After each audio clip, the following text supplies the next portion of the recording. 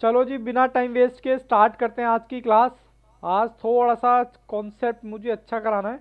आज मेरी lecture number 49 है।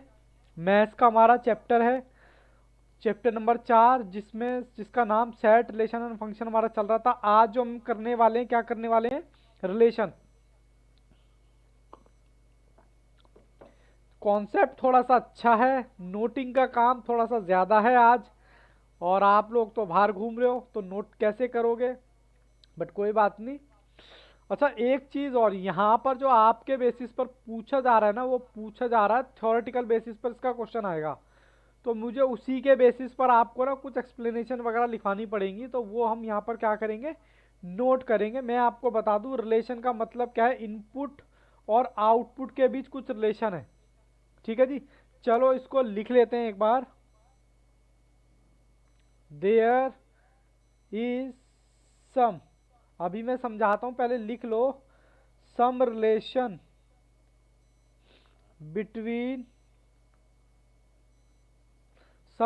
बिटवीन इनपुट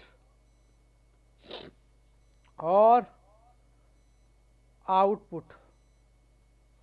जैसे कि हमने बताया था, ये तो हमारा इनपुट होता है और ये हमारा आउटपुट होता है।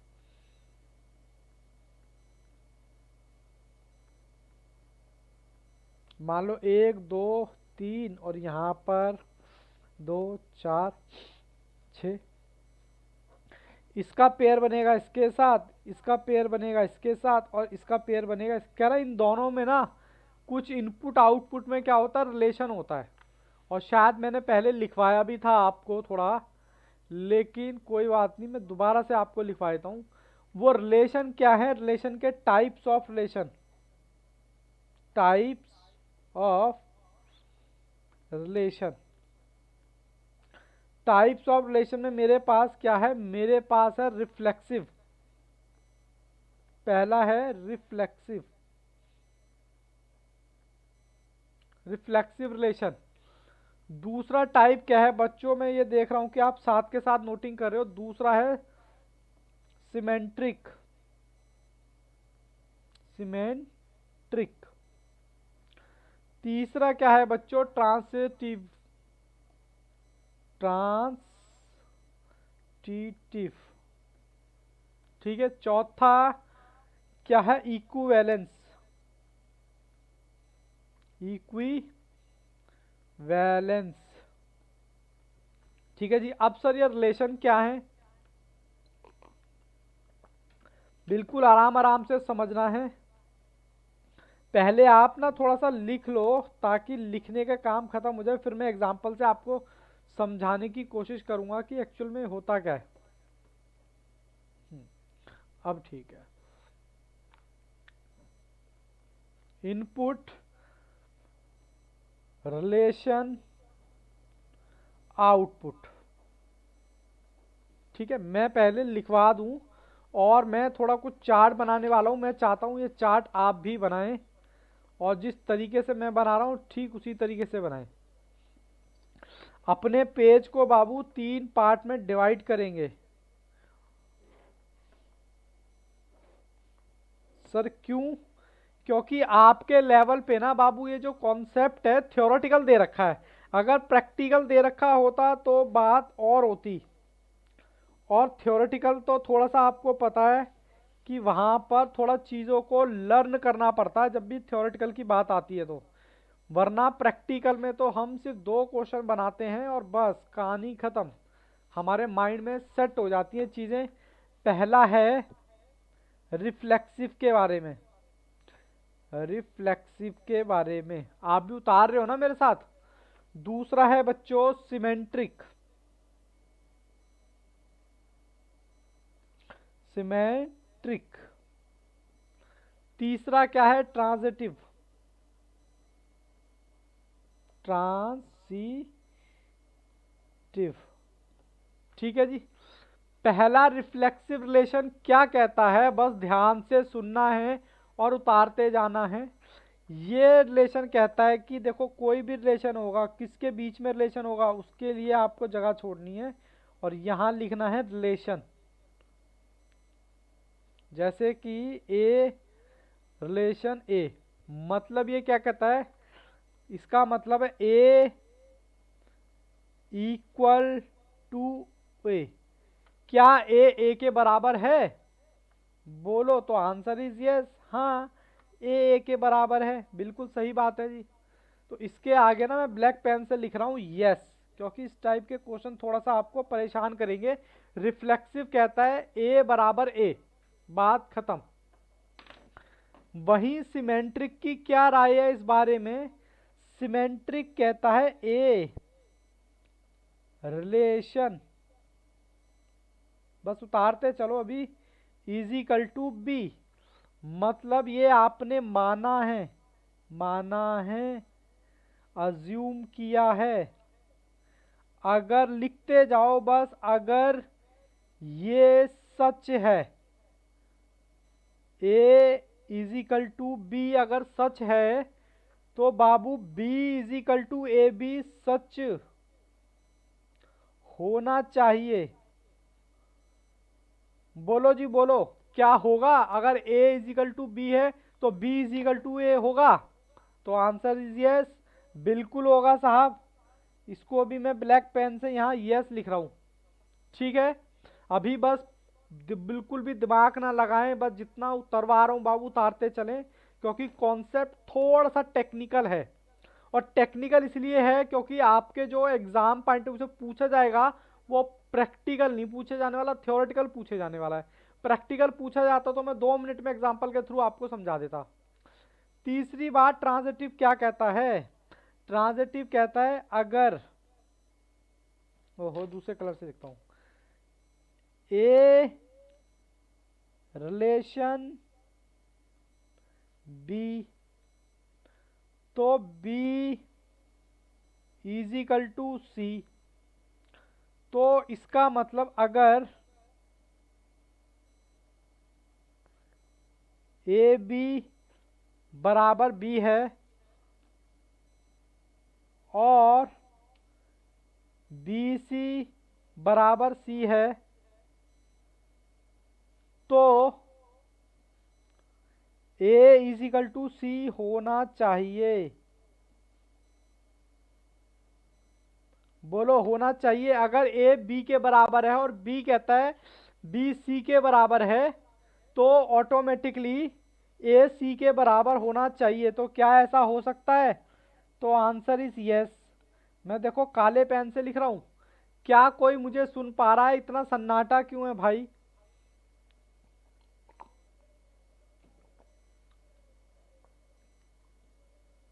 इतना सन्नाटा क्यों है भाई?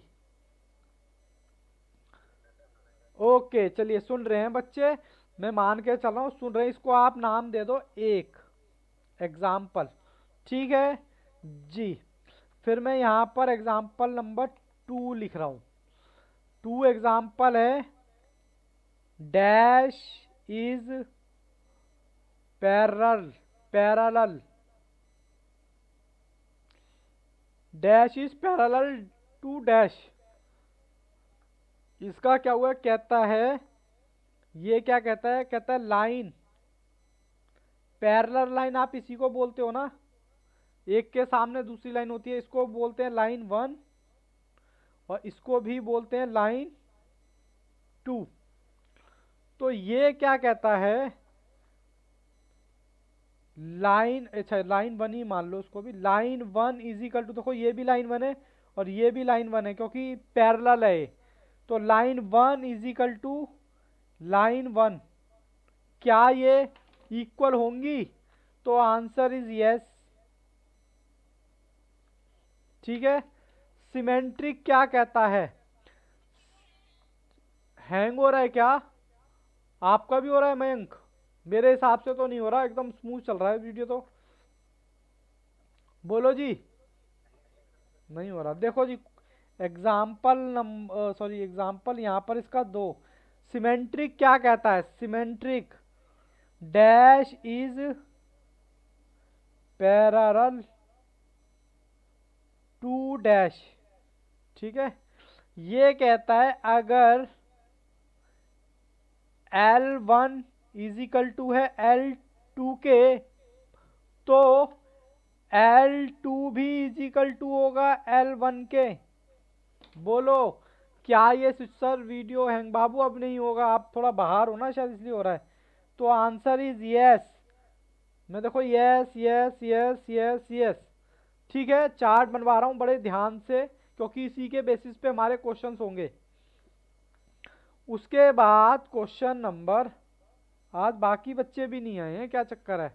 जन्नत वगैरह सब कहाँ मौज मार रहे हैं आज? चलो कोई नहीं।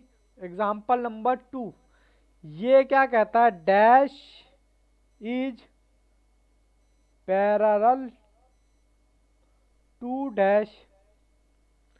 ये क्या कहता है बच्चों? ये कहता है अगर लाइन 1 इजिकल टू है लाइन 2 के, और लाइन 2 इजिकल टू है किसके? लाइन 1 के। तो ये कहता है कि भैया लाइन 3 भी बराबर होगी लाइन 1 के। क्या सर ऐसा हो सकता है? तो आंसर इज यस। मैं बाबू एग्जाम्पल लिखवा रहा हूँ, क्योंकि यही एग्जाम्पल में पूछेंगे। अगर प्रैक्टिकल होता तो मैं बड़े आराम से समझाता, बट थ्योरेटिकल है, जैसा क्वेश्चन वैसा उसका आंसर। तो मैं आपको कुछ बातें लिखवा रहा हूँ ताकि आपको दिक्कत ना हो। ठीक है, अब मैं तीसरी बात, तीसरा एग्जाम्पल लिखने वाला हूं यहां पर।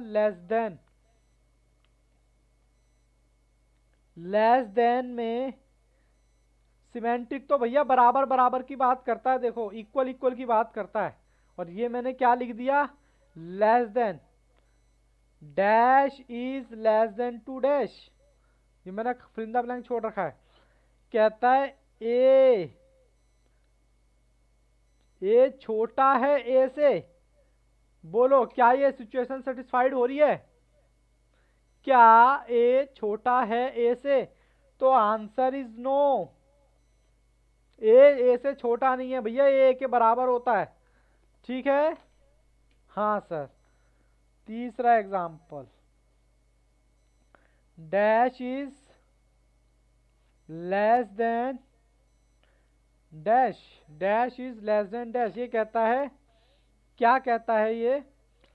कहता है ए, ओहो इस पेन से नहीं लिखना था, इससे लिखना था। ए छोटा है बी से। अगर ए छोटा है बी से तो कहता है बी भी छोटा होगा ए से। क्या ये सिचुएशन सेटिस्फाइड है ऋतु? नहीं। तो आंसर इज नो। सिमेट्रिक तो यही कहता है भैया। देखो एग्जाम्पल वही चलता है, ए इक्वल की बात करता है। ऋतु क्या हो गया था बाबू? सब कुशल मंगल? चलो मैं यहाँ पर कुछ चार्ट की बात कर रहा था, और मुझे पता है कि ये चार्ट अगर ध्यान से नहीं देखोगे तो ऊपर से जाने वाला है। फिर भी मैं अपनी तरफ से बहुत ही आराम आराम से इसको कराने वाला हूँ। रिपीट कर देता हूँ एक बार। रिफ्लेक्सिव का इक्वल इक्वल की बात करता है, और सिमेट्री कहता है अगर ए बी के बराबर है तो बी भी ए के बराबर होना चाहिए। ट्रांजिटिव कहता है ए अगर बी के बराबर है और बी अगर सी के बराबर है तो ए बराबर होना चाहिए सी के। तो देखो यस यस यस। पैरेलल, दो पैरेलल लाइन है 1 और 2। कह रहा है एक पैरेलल लाइन दूसरे पैरेलल लाइन के इक्वल होगी, तो आंसर इज यस। एक पैरेलल लाइन दूसरी पैरेलल लाइन के बराबर है तो दूसरी पैरेलल लाइन एक के बराबर होगी, ऑब्वियस सी बात है। ये कहता है एक दूसरे के बराबर है तो दूसरी पहली के बराबर है, तो ऑटोमेटिकली, सॉरी यहां पर 3 आएगा। 3 के बराबर है तो automatically L3 is equal to L1 हो जाएगा। ठीक है, बोलो जी। बोलते नहीं हो बच्चों, आज मुझे मजा भी नहीं आ रहा। इतना इंपॉर्टेंट टॉपिक और इतनी खामोशी। तुम्हें समझ आ रहा है ना दित्य मैं क्या लिख रहा हूं यहां पर? थोड़ा थोड़ा ओके। क्या कह रहे हो? पूरा समझ आ रहा है, चलो गुड। क्योंकि ये टॉपिक से बच्चों को बड़ा टेंशन होती है। कहता है dash is less than dash. ये कहता है ध्यान से, कहता है ए छोटा है बी से। हाँ सर चलो मान लिया छोटा है। और बी छोटा है किससे? सी से। अगर ए सबसे छोटा ए है, बीच का बी है और सबसे बड़ा सी है, तो मैं कह सकता हूं कि ए छोटा है सी से। बोलो, इक्वेशन सेटिस्फाइड हो रही है। सबसे बड़ा कौन है? सी। सबसे छोटा कौन है? ए। बीच का कौन है? बी। मैं कहता हूं बी से छोटा है ए, बी से छोटा है ए, और बी छोटा है सी से, तो अपने आप ही सी से छोटा हुआ ना ए। फिर क्या ये इक्वेशन सेटिस्फाइड हो रही है? Answer is yes. हाँ सर, हो रही है। इसी के बेसिस पे हमें क्या मिलेंगे? हमें मिलेंगे क्वेश्चंस। चलो जी, और मैं आगे चलता हूं, एक एग्जांपल और लेता हूं। 4 कह रहा है डैश इज परपेंडिकुलर। अब आप कहोगे सर परपेंडिकुलर क्या होता है? परपेंडिकुलर, परपेंडिकुलर का मतलब होता है बच्चों इस तरीके से, इस तरीके से जो लाइन बनती है ये होती है। तो ये जो है ये इसके इक्वल है, और ये है, ये कहता है अगर ये इसके इक्वल है तो L2 भी इसके इक्वल होगा। बताओ होगा क्या? होगा? सर नहीं होगा। नो। अब लॉजिक मत ढूंढने लग जाना इसमें। लॉजिक ढूंढोगे तो फिर तो हो लिया काम। मैंने पहले ही बोला ना कि ये थ्योरेटिकल कॉन्सेप्ट है, और थ्योरेटिकली आपसे क्वेश्चन पूछे जाएंगे, तो मैं उसी के बेसिस पे आपका नोट तैयार करवा रहा हूँ। अगर प्रैक्टिकल होता तो मैं 2 मिनट में एग्जांपल देता और कहानी खत्म करता। फिर कहता है dash is perpendicular of dash. कहता है अगर L1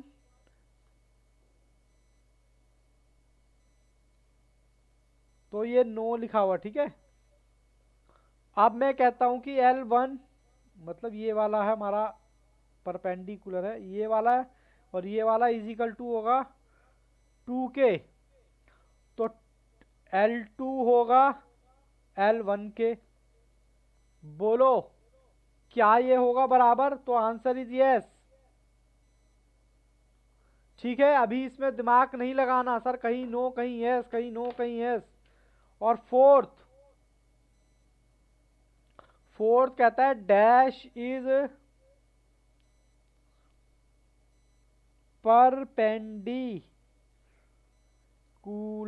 परपेंडिकुलर ऑफ डैश।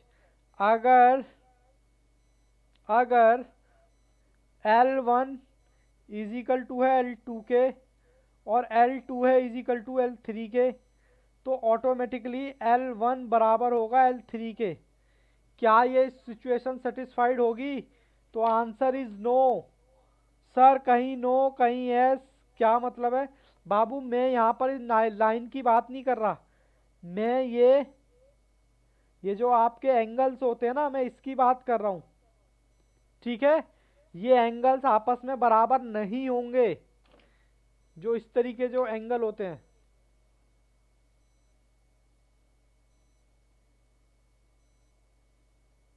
ठीक है, इतना चार्ट उतारा क्या आप लोगों ने? जैसे एंगल 1, एंगल 2, एंगल 3, इतना चार्ट उतारा क्या? बोलो। है ही ओके, उतार लिया। चलो उतार लिया तो गुड है। चलो मैं अब आगे बढ़ता हूँ, क्योंकि ये चार्ट बहुत ज़्यादा इंपॉर्टेंट है। अब मैं पलट देता हूँ पेज, पेज पलटने के। लो बाबू स्क्रीनशॉट वगैरह ले लो, अभी इतना ले लेना, फिर मैं आगे कराता हूँ फिर। डन। अच्छा अच्छा, सॉरी, ये बाय मिस्टेक ना यहाँ पर नो नहीं आएगा बाबू, ये यस ही आएगा इधर। ठीक है, इधर ही नो आएगा, बाकी ये यस है, ये यस है। ठीक है जी, इसको बाबू ठीक कर लेना।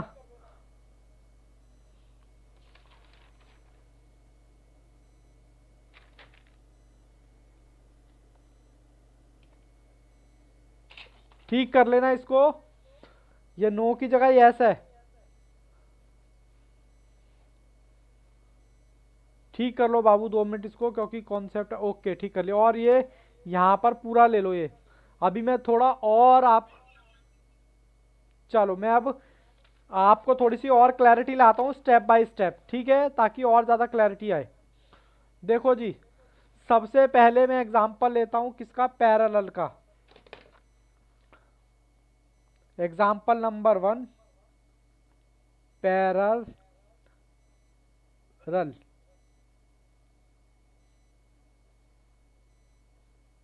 पैरेलल का एग्जांपल लेता हूँ। इसमें हमारी 3 सिचुएशन बनती हैं। सर आपने इक्विवेलेंस के बारे में तो बात की नहीं। करता हूँ, अभी बात करता हूँ। पहली सिचुएशन क्या है मेरी, रिफ्लेक्सिव। दूसरी है सिमेट्री और तीसरी है ट्रांजिटिव। ठीक है, एक एक लिख रहा हूँ। ये कहता है पैरेलल लाइन के बारे में, अगर लाइन 1 इक्वल होगी लाइन 2 के, ये इसके बारे में बात करता है। ठीक है, sorry, line 1 is equal to line 1 के, क्योंकि लाइन 1 इज इक्वल टू, ओहो बच्चे और कंफ्यूज रहेंगे, line 1 is equal to line 1। ठीक है, उसके बाद सिमेट्रिक क्या कहता है, सिमेट्रिक कहता है लाइन 1 इज इक्वल टू होगी लाइन 2 के, तो लाइन 2 इज इक्वल टू होगी लाइन 1 के। मैं आपको थोड़ा कॉन्सेप्ट क्लैरिटी लेके आ रहा हूँ। और यहाँ पर क्या कहता है, यहाँ पर कहता है लाइन 1 अगर इज इक्वल टू है लाइन 2 के, और लाइन 2 इज इक्वल टू है लाइन 3 के, तो लाइन 1 इज इक्वल टू होनी चाहिए लाइन 3 के। ये भी यस है, ये भी यस है, और ये भी यस होगा। बोलो जी, कोई दिक्कत परेशानी है इसमें? सर नहीं। एग्जाम्पल नंबर 2, मैं बात कर रहा हूं लेस देन के। लेस देन में भी मेरी वही 3 सिचुएशन, रिफ्लेक्सिव, सिमेट्रिक, ट्रांजिटिव। एक बार समझ लोगे ना, कोई कॉन्सेप्ट थोड़ा सा है ऐसा, मैं क्या करूं। ये कहता है ए बड़ा है ए से, क्योंकि लेस देन वाला केस है। तो ये कहता है नो, ऐसा हो नहीं सकता, ए बड़ा नहीं हो सकता भैया ए से। तो ये तो कट गया नो, मतलब या तो मैं कट का निशान लगा रहा हूं या नो का। सिमेट्रिक कहता है अगर ए छोटा है बी से, तो बी भी छोटा है ए से। ये कहता है, तो मैं कहता हूं नहीं, नो, नहीं नहीं नहीं, काटा और दोनों चीजें मार रहा हूं ताकि थोड़ी सी और कंसेप्ट क्लैरिटी आए। तीसरा कहता है ट्रांजिटिव। ट्रांजिटिव में क्या कहता है, ट्रांजिटिव कहता है बच्चों ए छोटा है बी से और बी छोटा है सी से, तो ऑटोमेटिकली सी छोटा है, मतलब ए छोटा है सी से। तो क्या ये सिचुएशन सेटिस्फाइड होगी? तो आंसर इज यस। ठीक है, बोलो बोलो बोलो, कोई बच्चा बोलता नहीं है आज। अच्छा यस, आदित्य यस, चलिए कोई बात नहीं, मेरे लिए तो एक ही बच्चा काफ़ी है। I will try to my best question में कॉन्सेप्ट क्लैरिटी लाने की। मोर देन की 3 सिचुएशन। सर कौन कौन सी? बस बाबू उसको नोट्स को ना उतारते हुए चलना। राधा बाबू टहल रहे हो इतने, उस पर टाइम पर घर जा रहे हो ना, इसलिए।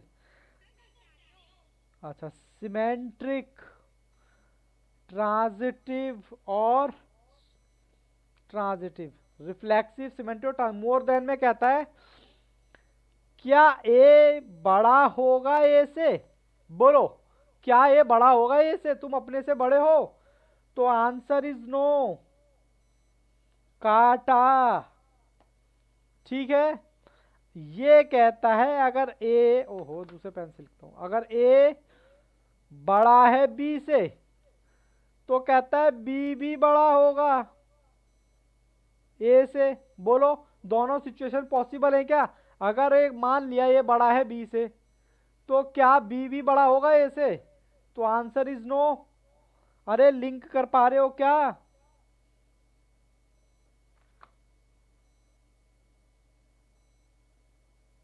बच्चों लिंक कर पा रहे हो दित्य, या राम भरोसे गाड़ी चल रही है? आ रहा है, चलो आ रहा है, गुड। चलो जी तीसरा एग्जांपल, बस बाबू फोकस के साथ देखना होता है पहली क्लास में बस। राधा यस, मयंक कहाँ हो भाई, जवाब नहीं दे रहे आज। देखो जी ट्रांजिटिव कहता है, ट्रांजिटिव कहता है ए बड़ा है बी से और बी बड़ा है सी से, तो ऑटोमेटिकली सी सबसे बड़ा हो गया, मतलब सी से भी बड़ा हो गया ना। ए सबसे बड़ा हो गया, सबसे छोटा कौन हो गया? सी। भैया ए बड़ा है बी से और बी बड़ा है सी से, तो सबसे बड़ा तो ए हो गया ना। क्या ये सिचुएशन सेटिस्फाइड है? Answer is yes.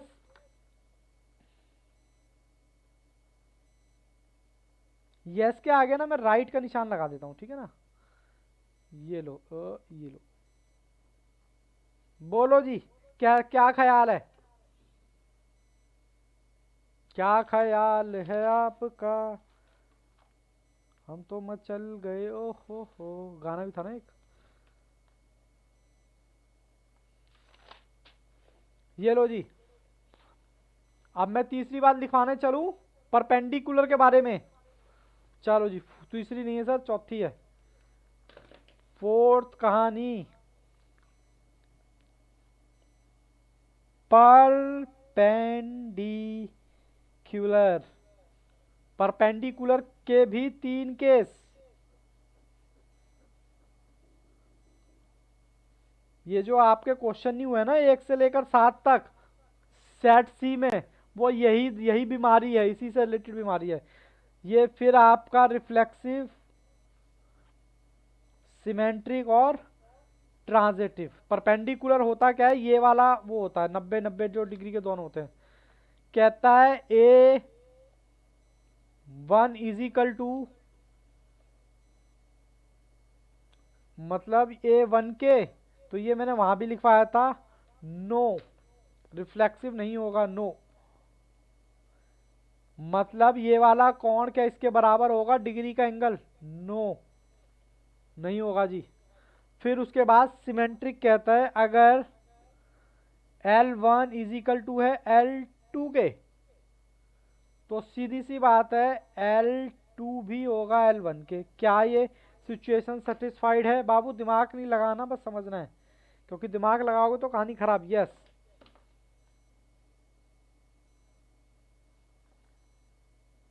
और ट्रांजिटिव क्या कहता है? ट्रांजिटिव कहता है अगर L1 is equal to L2 के, L2 इज इक्वल टू है L3 के, तो ऑटोमेटिकली क्या होगा? L3 इज इक्वल टू हो जाएगा L1 के। तो क्या ये सिचुएशन सेटिस्फाइड है? Answer is yes. बच्चे आज ना ये क्लास मैंने गलत रख ली लग रहा है।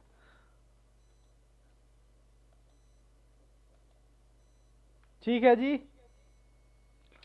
बोलो जी क्या ख्याल है? ओके है। एक चीज और लिखो बाबू, बस आपके नोट्स तैयार करवा रहा हूँ, थ्योरेटिकल है ना, कब कहाँ से क्या पूछ ले, तो वो चीज आपको थोड़ी सी दिक्कत नहीं होगी। बस इसके बाद आपका ये चैप्टर खत्म ही हो जाएगा सीधा। चलो जी, क्या है ये? Dash is inverse. इनवर्स के बारे में कह लो या फिर रेसिप्रोकल के बारे में कह लो, उल्टा। ये बाबू आई सी और आई है, ठीक है। ये बातें करता है दो के बारे में, रिफ्लेक्सिव और सिमेट्रिक। रिफ्लेक्सिव और सिमेट्रिक। मान लो मैंने कोई भी फिगर ले लिया 5 या 5 का इनवर्स इजिकल टू होगा रेसिप्रोकल 5 के बराबर। बोलो क्या, सॉरी ये नहीं, इसका 5 का रेसिप्रोकल क्या होगा? ये होगा बाबू, इसका रेसिप्रोकल ये होगा। क्या ये इसके बराबर है? इक्वेशन सेटिस्फाइड हो रही है? नो, काटा। सिमेट्रिक कहता है 5 अगर है इसके बराबर तो 1/5 भी होगा। अगर ये इसके रेसिप्रोकल के बराबर है तो ये भी इसके रेसिप्रोकल के बराबर होना चाहिए। ये सेटिस्फाइड कर रही है, तो आंसर इज यस।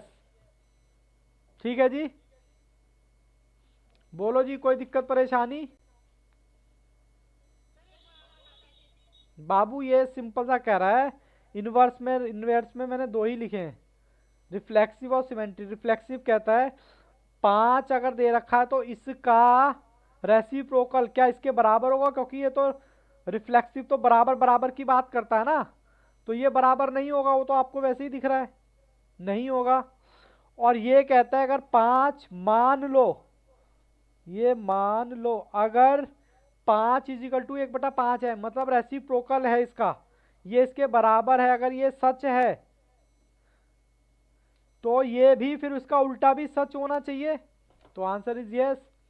बोलो,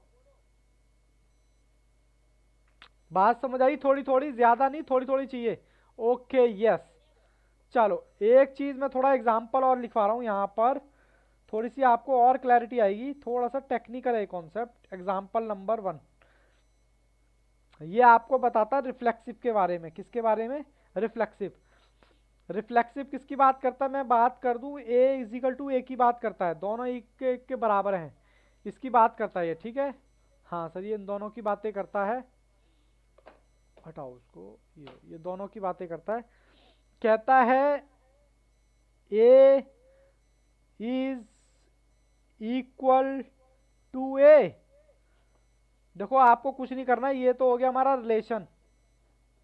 एक फिलिंदा ब्लैंक्स यहां लगाओ, यहां रिलेशन लिखो, फिर यहाँ फिलिंदा ब्लैंक्स बनाओ। सब फिलिंदा ब्लैंक्स में क्या भरना है? ए भरना है और ए भरना है। ठीक है, फिर कहता है ए इज, रिलेशन कहता है इक्वल टू ए। क्या ए के बराबर है? क्या इक्वेशन सेटिस्फाइड हो रही है? बोलो यस या नो। भाई ए के बराबर ही होगा ना। मैं अगर बात करूं आदित्य के बराबर है तो बात सही है, आदित्य इजिकल टू आदित्य ही होगा ना।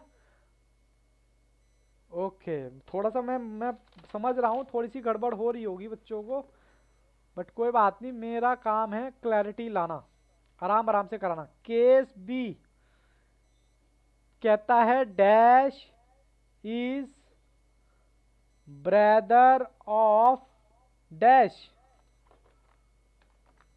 देखो जी, ए डैश का मतलब है ए इज ब्रदर ऑफ ए। क्या ए खुद का ही भाई है? बोलो, क्या ए खुद का ही भाई है? तो आंसर इज नो, नहीं, नो। ठीक है, अब मैं क्या कहता हूं, अब मैं कर रहा हूं किसकी बात? मैं करता हूं सिमेट्रिक की बात। एग्जाम्पल लिख लो, बाद में काम आएंगे आपको समझने में। सिमेट्रिक क्या कहता है? सिमेट्रिक कहता है, अभी मॉड्यूल के क्वेश्चन भी मैं ही कराऊंगा, टेंशन मत लेना, अभी सिर्फ कॉन्सेप्ट लिखवा रहा हूं मैं। सिमेट्रिक कहता है बाबू dash is equal to dash. अब इस डैश डैश में क्या डालना है? ये बोलता था ए इज इक्वल टू बी, तो बी इज इक्वल टू ए बराबर है बी के। अगर ये सच है, मान लो ये सच है, मान लो ऐसे ही, तो बाबू बी इज इक्वल टू ए। बोलो, अगर ए बी के बराबर है तो ऑब्वियस सी बात है बी भी ए के बराबर होगा, ये हमने प्रॉपर्टी देखी थी। यस, ये सच होगा।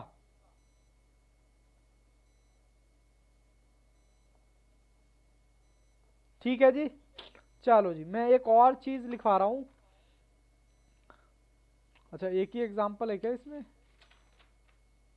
नहीं, एक नहीं है, दो है। इसका एग्जाम्पल नंबर ए था ये, अब एग्जाम्पल नंबर मैं करा रहा हूं बी। ठीक है ना, कहता है dash is brother of dash. Dash का मतलब क्या है? यहां पर कह रहा है, मैं इसमें डैश में भर रहा हूं ए इज ब्रदर ऑफ बी। तो ये कहता है बी इज ब्रदर ऑफ ए। अगर ए बी का भाई है, अगर ए बी का भाई है तो बी भी ए का भाई है। बोलो यस सर। किसने बोला यस? आदित्य। अच्छा, मयंक भी बोल रहे आदित्य, वेरी गुड। इसका मतलब बात समझ आ रही है। ठीक है जी। चलो मैं थोड़ा सा एक और एग्जांपल लिखवा देता हूँ ट्रांजिटिव का, आपको दिक्कत नहीं आनी चाहिए ना। ट्रांजिटिव कहता है क्या, अगर a इजिकल टू बी है तो b इजिकल टू सी है। अगर ये, मैं इस पे लिख रहा हूं, अगर ये सच है, अगर ये सच है, अगर ये दोनों सच है ना, तो a इजिकल टू सी भी सच होगा। बताओ जी, सच होगा या नहीं होगा? यस होगा। इसके आगे ही मैं यस लगा दूं।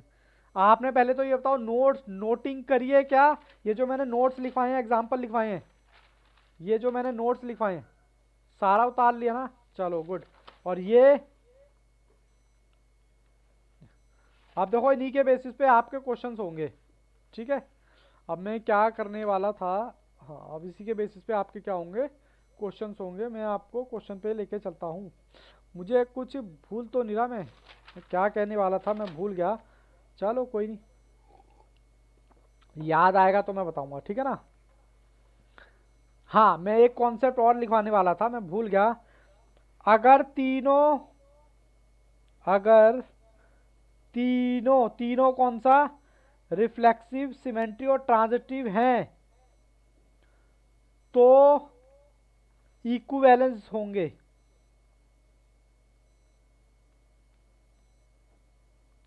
अगर बाबू तीनों कंडीशन सेटिस्फाइड हो रही है, तीनों, अगर किसी केस में तीनों कंडीशन सेटिस्फाइड है तभी वो इक्विवेलेंस बनेगा। ठीक है, यही मैं भूल रहा था, बनेगा। ठीक है, अब मैं अपने क्वेश्चन की तरफ आपको लेके चलता हूं कि क्वेश्चन कैसे पूछे जाने वाले हैं। लो जी, पहला क्वेश्चन आपके सामने, ए इज टेलर। टेलर का मतलब क्या है? बड़ा। क्वेश्चन नंबर 1, इसमें आप dash is tailor of dash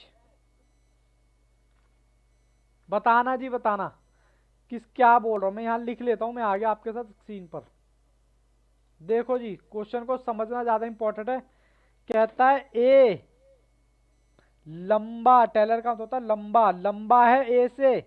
बताओ कौन सी कंडीशन कहती है? ए इजिकल टू ए क्या होता है? सिमेट्रिक।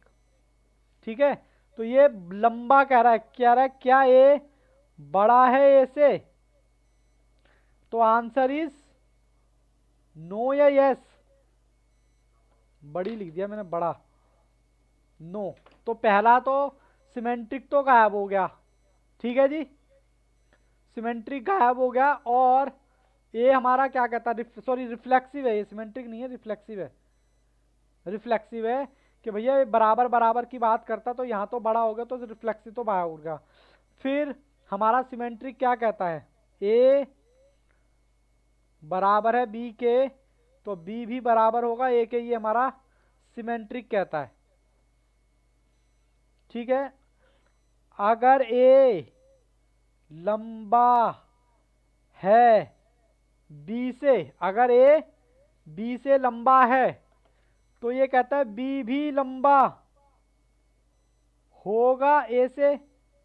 बोलो, अगर ए लंबा है बी से, तो क्या बी भी लंबा होगा ए से? यस या नो? नो। किसने बोला नो? आदित्य ने, गुड। भैया सीधी सी बात है, ए बड़ा है ए से, नहीं जी नहीं चलेगा। रिफ्लेक्सिव बोलता है बराबर की बात, और सिमेट्रिक बोलता है ए बराबर है बी के, तो बी भी बराबर होना चाहिए ए के। अब ये कहता है ए कोई आदमी है और बी भी कोई आदमी है, कहता है ए ना लंबा है बी से। ठीक है, मान लिया ए लंबा है, ये बंदा लंबा है और ये छोटा है, तो फिर कहता है क्या बी भी लंबा होगा ए से? कैसे पॉसिबल है भैया, नहीं हो पाएगा। क्योंकि लंबा तो यही है ना, तो ये तो छोटा ही हो गया ना, फिर ये भी सेटिस्फाइड नहीं हुआ। तो ना तो ये रिफ्लेक्सिव है ना ट्रांजिटिव है, तो क्या हो गया ऑटोमेटिकली, ट्रांजिटिव। देखो आंसर ऐसे निकलेगा, रिफ्लेक्सिव है नहीं, सिमेट्रिक है नहीं, तो ट्रांजिटिव ही होगा। इक्विवेलेंस क्यों नहीं होगा, क्योंकि अगर तीनों होंगे तो इक्विवेलेंस होगा। तो ये भी ऑप्शन बाहर हो गया, ये दो वैसे ही कट गए, ये दो वैसे ही कट गए, तो ऑप्शन कौन सा हो गया, ट्रांजिटिव। बोलो बात समझ आई या नहीं। अदितु, अदितु कौन है भाई, बोलो जी, क्या कहानी समझ आई या नहीं। ओके, किसी भी तरह का कंफ्यूजन हो तो मुझे बताना, क्योंकि ये थोड़े से हैं। क्वेश्चन नंबर 2, बहुत ही आराम से आज मेरी क्लास जानबूझ के मैंने स्लो करी हुई है। क्वेश्चन नंबर 2 कहता है the relation is equal to over the set of integer. Sir पहले तो इंटीजर्स बता दो क्या होते हैं, इंटीजर्स, इंटीजर्स ठीक है जी। चलो मैं आपके सामने आ जाता हूँ, फिर मैं बात करूँगा क्या है। पहले तो मैं आपके सामने रख लूँ कि इंटीजर्स क्या होते हैं।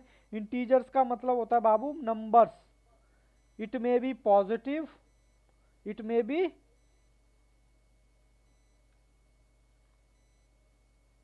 -1, -2, -3 और -4, ठीक है जी। ये हैं आपके, मैं कोई भी दो नंबर उठा रहा हूं और यहां से क्वेश्चन सॉल्व करना। सबसे पहला मेरा क्या है, रिफ्लेक्सिव। कहता है ए इजिकल टू ए, मतलब एक बराबर है एक के। बोलो इंटीजर का मतलब कोई भी नंबर उठा लो, कोई भी मतलब एक से करो, दो से करो, तीन से करो, चार से करो, या माइनस से करो, या जीरो से करो। मैंने एक उठा लिया, या फिर मैं उठा यहाँ पर चार, क्या चार चार के बराबर है, यस, तो ये रिफ्लेक्सिव हो गया, रिफ्लेक्सी की कंडीशन सेटिस्फाइड हो गई, ठीक है, यस सर सेटिस्फाइड हो गई। अब दूसरा क्या कहता है, सिमेट्रिक। सिमेट्रिक कहता है, पहले सुन लेना, अगर एक दो के बराबर है, अगर ये सच है, अगर ये सच है, अगर ये हालांकि ऐसा होता नहीं है, मान लो ये सच है, तो ये कहता है क्या दो एक के बराबर होगा। अगर एक दो के बराबर है, मान लो है बराबर, तो ये कहता है सिमेट्रिक दो एक के बराबर होगा। अगर ये सच है तो ये भी सच होना चाहिए। बोलो जी, झूठ है नहीं, मैं कह रहा हूं मान लो सिमेट्रिक यही कहता है, मान लो एक बराबर है दो के, मान लिया आपने बराबर है, तो ये कंडीशन ये कहती है भाई फिर दो भी एक के बराबर होगा। अगर आप कहते हो एक दो के बराबर है, तो यही तो कहता है कि दो भी एक के बराबर होगा, तो ये कंडीशन भी सेटिस्फाइड हो गई। मतलब ऐसा होता नहीं है, मैं आपको एग्जांपल दे रहा हूं। अगर ये सच है तो ये भी सच होना चाहिए। आप मेरे बोलने पर ध्यान देखो। और तीसरा क्या कहता है, सिमेट्रिक। सिमेट्रिक हमारा क्या कहता है, सॉरी ट्रांजिटिव, कहता है एक अगर दो के बराबर है, मान लो, मानना है भैया, मानना है, वरना फंस जाओगे, मानना है, तो दो तीन के बराबर है। अगर एक, बाबू मान लो, मान लो, मान लो, अगर एक दो के बराबर है और दो तीन के बराबर है, तो ऑटोमेटिकली एक तीन के बराबर होगा। मैं कह रहा हूं मान लो, मान लो। देखो यहां पर भी मैंने यही लिखवाया है, कहां गया वो, देखो मान लो ना, अगर ये देखो ए इज इक्वल टू बी, हालांकि ए इज इक्वल टू बी होता नहीं, मैं कह रहा हूं अगर ये सच है मान लो, तो बी इज इक्वल टू ए होना चाहिए, तो यस, मान लो, बस मानना है, इसके उसमें नहीं जाना कि सर ये कैसे होगा, बस मान लो। मैं कह रहा हूँ मान लो, अगर एक दो के बराबर होता तो दो भी एक के बराबर होगा, ऑब्वियस सी बात है। और अगर एक दो के बराबर आपने माना है, तो दो तीन के बराबर माना है, तो ऑटोमेटिकली तीन एक भी तीन के बराबर होगा। तो मेरी तीनों कंडीशन सेटिस्फाइड हो रही हैं, क्या हो रही है मेरी तीनों कंडीशन? अगर तीनों हो रही है तो मेरा क्या आ जाएगा? इक्विवेलेंस। क्या होगा? इक्विवेलेंस। तो देखो मैं यहां पर चलता हूं, मेरा इसका आंसर कौन सा है? D, option number D. Concept थोड़ा सा है टेढ़ा बाबू। तीसरा आपने करना नहीं है, तीसरा गलती से मिसप्रिंट हो गया यहाँ पर, मतलब उसमें कुछ गड़बड़ है। अब ये परपेंडिकुलर वाला आ गया। परपेंडिकुलर के बारे में मैंने एक बार मैं आपको चार्ट दिखा देता हूँ। परपेंडिकुलर किसके ऊपर बेस बैठता है? परपेंडिकुलर कहाँ गया? लो मैं परपेंडिकुलर का मैंने चार्ट खोल दिया है। कहाँ चले गए बच्चे? ये लो परपेंडिकुलर का चार्ट। मैंने कहा था 1 मतलब ट्राइंगल वन के इक्वल नहीं होगा। ये काट रखा है, रिफ्लेक्सिव नहीं है। ट्राइंगल होगा कब? इसके बेसिस पे होगा, L1 = F2 के। परपेंडिकुलर का ही है ना ये। और ट्रांजिटिव भी होगा। तो हमारे केस में क्या होगा? यहाँ पर क्या पूछा हमसे? कहता था relation is perpendicular set of कहाँ गया जी, कहाँ गया?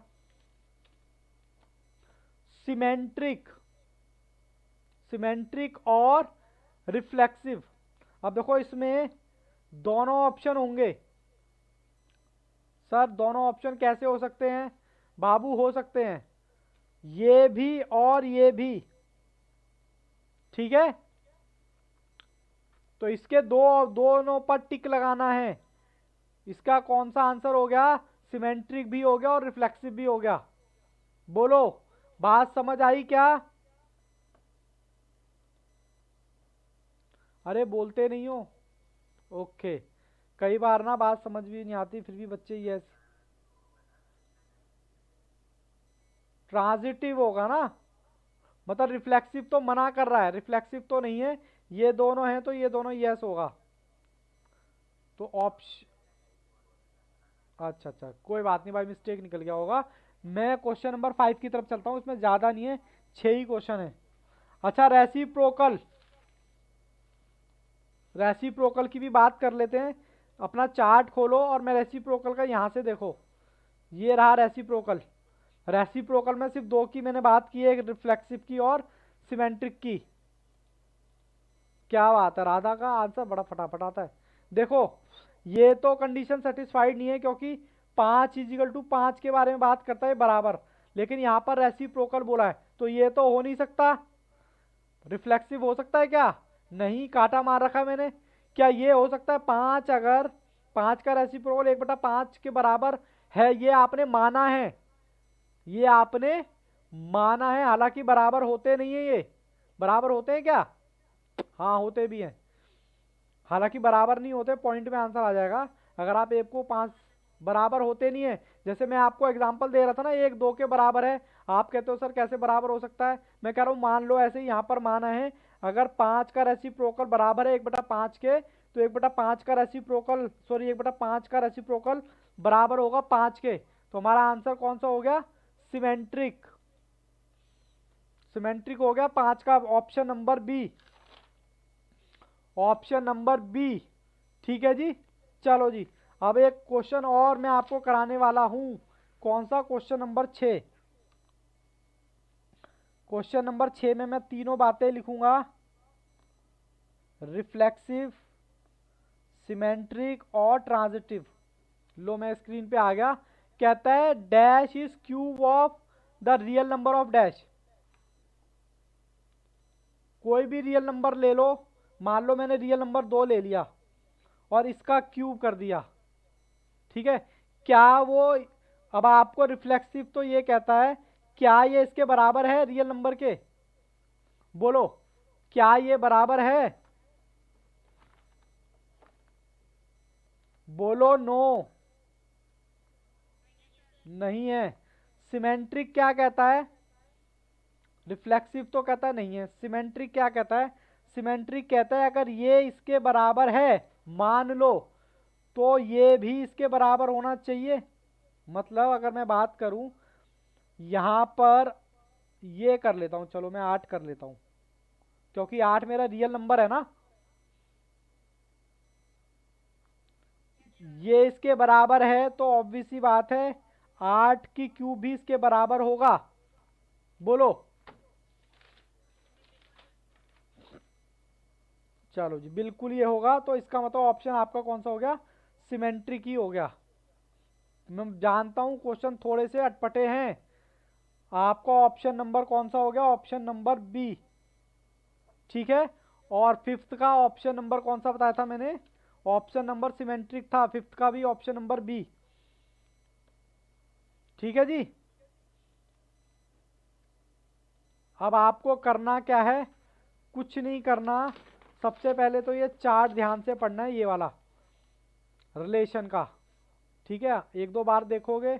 रिफ्लेक्सिव क्या कहता है, बराबर की बात करता है। सिमेट्रिक क्या करता है, अगर ए बी के बराबर है तो बी भी ए के बराबर होना चाहिए, बात खत्म। अगर ए बी के बराबर है तो बी सी के बराबर होगा, तो फिर ऑटोमेटिकली ए सी के बराबर होना चाहिए। सारी रामायण मैंने लिखवाई भी है, और यहाँ पर भी कुछ ये लिखवाया भाई, सारा उतार रखा है ना आपने। एक काम करो, स्क्रीनशॉट ले लो, ये लो, क्योंकि ये ज़रूरी है। मेरे को पता है कॉन्सेप्ट थोड़ा सा टेक्निकल है, तो फिर दिक्कत हो सकती है। सर आज लोगे 8:30 बजे, बाबू आज 8:30 बजे क्लास कैसे होगी बताओ, बैकअप भी चलाना है, क्रिसमस भी मनाना है, तो बताओ कैसे बात होगी। हाँ कल ज़रूर होगी, कल की पूरी गारंटी है, कल ज़रूर होगी। आज शाम को बता देना आप, क्योंकि अगर मैं घूमने जाऊंगा तो मैं कैसे क्लास ले पाऊंगा। चलो, ये आपने पहले स्क्रीनशॉट लिया क्या इसका। और अभी टेंशन मत लेना, अगर मेरे नोट्स सुनो, अगर मेरे नोट्स में दिक्कत हो रही है तो हो जाने दो, कोई दिक्कत नहीं है। आपको एक क्वेश्चन भी मेरे नोट्स का नहीं समझ में आया, कोई दिक्कत नहीं है, ना समझ में आए गो टू हेल्प। लेकिन जब मैं स्टडी मटेरियल कराऊंगा तो पूरी क्लैरिटी आपको आएगी, क्योंकि स्टडी मटेरियल के क्वेश्चन बहुत ज़्यादा इंपॉर्टेंट है, उसमें बिल्कुल भी मैं कोई भी रिस्क नहीं लूंगा। ठीक है, तो पहले मैं ये चाहता हूँ, उससे पहले आप इसका स्क्रीनशॉट ले लें। ले लिया क्या। अच्छा, नोट डाउन कर लिया, चलो बढ़िया। और बताओ, सब कुशल मंगल। चलो मैं यहाँ क्लास, चलो मैं वीडियो थोड़ा सा ही रोकता हूँ, ऑनलाइन वाली क्लास। चलो बच्चों, all the best, take care, goodbye, bye bye.